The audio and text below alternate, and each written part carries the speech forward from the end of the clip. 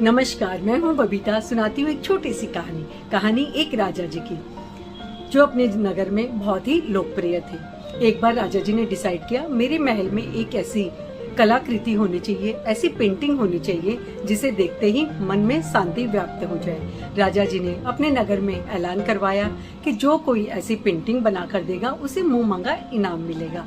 बस फिर क्या था, अनेक चित्रकार आए। उन्होंने कहा, राजा जी हम प्रयास करना चाहते हैं। सभी को समय और स्थान दिया गया। निर्धारित समय पर सभी ने अपनी पेंटिंग्स कंप्लीट कर ली। अब राजा जी की बारी थी कि उन पेंटिंग्स का मुआयना करने वे निकले। उसमें से राजा जी ने 2 पेंटिंग को शॉर्टलिस्ट किया। वे दोनों पेंटिंग महल में मंगवा ली गई। सभी लोग देखने आने लगे।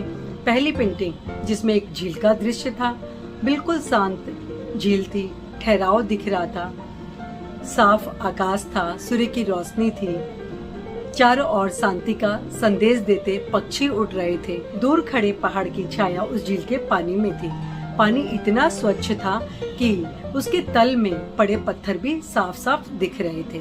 बिल्कुल शांति को डिपिक्ट कर रही थी, शांति दर्शा रही थी पेंटिंग। दूसरी पेंटिंग, जिसमें गहरे रंग थे, डरावना दृश्य था, सब कुछ अस्त व्यस्त था, उथल पुथल मची थी।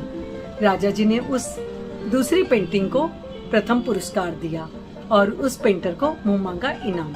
इस पर उस पेंटर जिसने झील का दृश्य बनाया था अपनी पेंटिंग में, जो शांति दर्शा रहा था, उसने पूछ लिया, गुस्ताखी माफ जहाँपना, मैं जानना चाहूंगा कि उस पेंटिंग को आपने किस आधार पर प्रथम घोषित किया है। इस पर राजा जी ने कहा, भारी जगत में चाहे कितनी भी उथल पुथल क्यों न हो, यदि हमारा मन शांत है तो कोई उसे अशांत कर नहीं सकता। ये दूसरी पेंटिंग वही दर्शाती है। देखो, वहाँ दूर एक झोपड़ी दिखाई गई है, उसमें एक छोटी सी खिड़की और उसमें एक व्यक्ति खड़ा है जिसकी मुख मुद्रा पर बिल्कुल शांति है। इतना सब कुछ अस्त व्यस्त होते हुए भी वो शांत है और आकाश की ओर देख रहा है कि अब सब कुछ फिर से ठीक हो जाएगा।